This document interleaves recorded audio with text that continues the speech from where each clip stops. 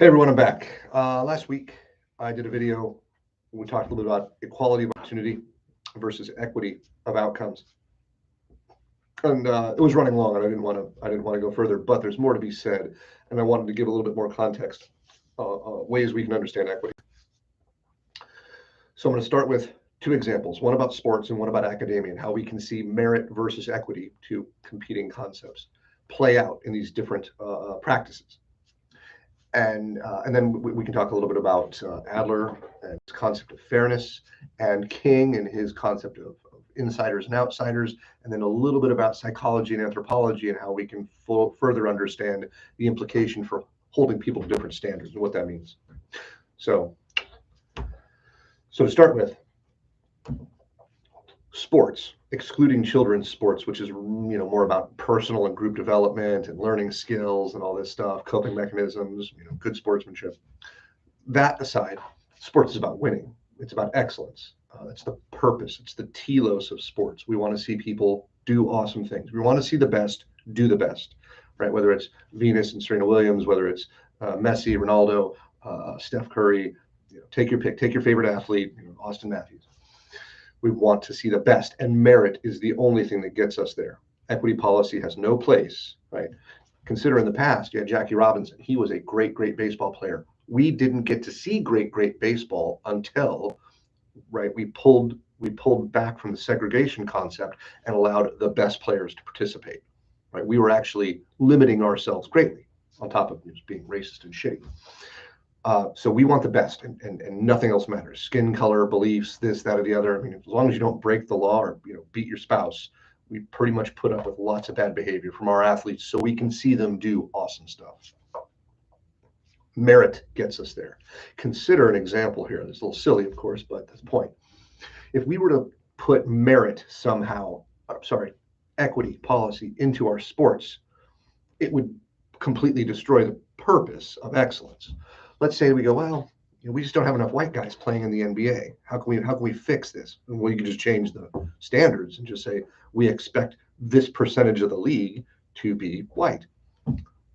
Okay, is that going to make basketball better? No, obviously not. Why is it obvious?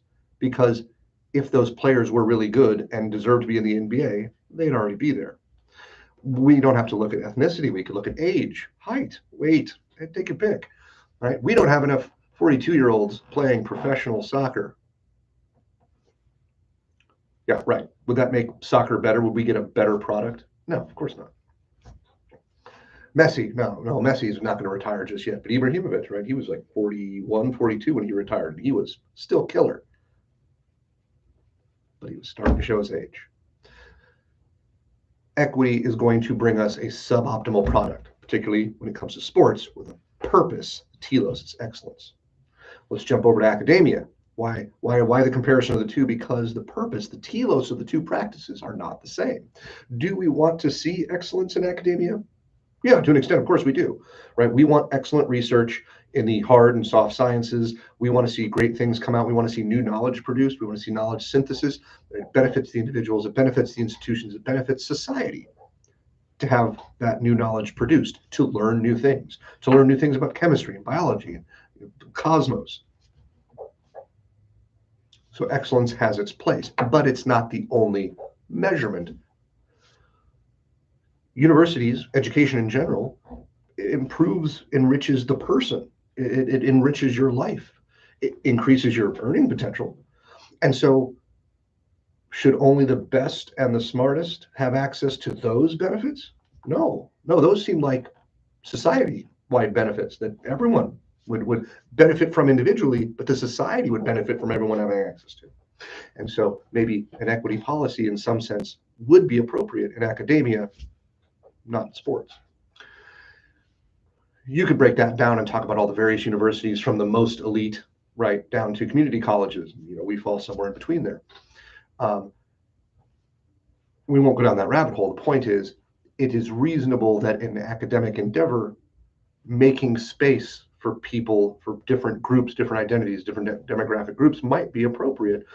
Sawhill, right? She recognized in her article, education is one of the things that makes society better, right? All of us being educated makes society better, safer, functions better. creates better opportunities. And so one of the ways to decrease the extensive inequality that exists, one of the ways is through education, as she suggests. Fair enough. So hopefully you can see how in one scenario, equity plays no role, should not play a role in sports. But in academia, because the purpose is different, maybe some amount of equity policy could be appropriate. We also want excellence, but we want other things too out of it. But there's some downsides. And I'll get to that after I talk both about Adler. Well, what's Adler got to say? Adler basically says that fairness is treating equals equally and unequals unequally, right? In this, he fundamentally asserts that we're all different. We are different, and we'll have different outcomes because we'll have different interests and proclivities and capabilities. So it's not appropriate to try to treat everyone differently when we are different. That would be tyrannical, right? Forcing us all to be equal would be bad. The solution would be worse than the problem of inequality. It would be more tyrannical than having disparity, difference. But it's in proportion, right? It's not like you're different a little bit, but we're going to treat you really different, or we're going to make things way harder on you than this person for the small difference in your capabilities. No, we want things to be proportional. Martin Luther King then goes on to say that no one within these boundaries can be seen as an outsider. He's talking about the importance of group coherence and the idea that we see each other, Americans, citizens, as in groups. We are all part of this fabric together, even for all of our various regional and cultural differences that might exist. We need to have some common factors, our basic humanity, our adherence to the Constitution, a few basic things, and then the rest of it is up to you. If you pair that with both a psychological and an anthropological approach to human culture and societies, one of the defining features of any culture is behaviors and values. So if we just look back to what King said, and we bring equity policy into it, then we can see a problem might arise where equity policy, by its definition, changes standards, and it changes standards according to different groups, depending on what you want the outcomes to be. When you create different standards and expectations for different people within the same community, it creates division, and so is conflict, more likely than not. And so I would caution that if you think equity policy is a good idea, maybe look to what it's trying to achieve, but consider that maybe there are better ways to achieve it than through changing the standards and saying, for this group, you have to achieve this, but for this group, you have to achieve this. That's not fair. That's going to create resentment. And it doesn't fix the problem of why those differences exist in the first place. One of the things that Sawhill was again concerned about is by trying to address stable family structures and ensuring that everyone has access to good, consistent education, we can mitigate the inequalities at the beginning instead of having to use equity policy to make people the same at the end. Hopefully that makes some sense. Now to close out,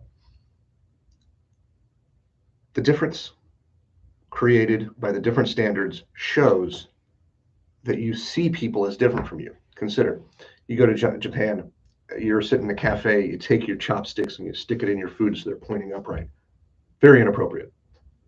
You as an outsider wouldn't know this, and they probably wouldn't judge you too harshly. They'd just say, just lay those down. It's fine. It's a funeral practice, right? It's the spirit ascending to heaven with the two chopsticks pointing up. The point is, you're an outsider, and they would judge you as an outsider. You're not one of us. When you create different expectations for people in your own society, you are dividing the groups, showing you're not one of us. We hold you to different standards. Right? If I hold you to the same standards I hold myself, right, we're part of the in-group together. How do we know that? Because I expect you to behave like I expect me to behave. We have shared expectations, shared standards of behavior, shared social mores, shared cultural practices. When you develop different standards and different expectations of behavior for people in the same society, that is a recipe for disaster. That is exactly what segregation looked like. We found out that was a bad idea. So consider, if you think equitable policy is a good idea, maybe the goals are appropriate, but maybe the method to get there is not so great. Anyway, that didn't take too long. All right, we'll talk again. Take care.